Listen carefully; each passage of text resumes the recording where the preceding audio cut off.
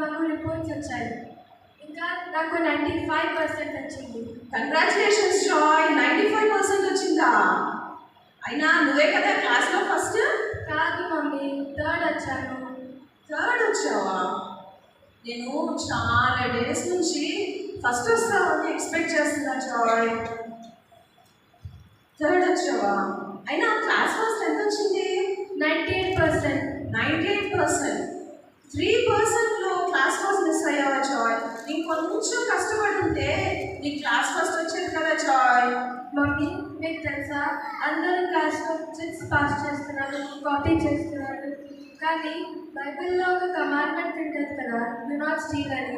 అందుకే ఎవరు ఆన్సర్స్ని కాపీ చేయలేదు. ఇంకా వాళ్ళు కాపీ చేసినందుకే వాళ్ళు ఫస్ట్ వచ్చారు. అవునా జాయ్? I'm sorry Joy.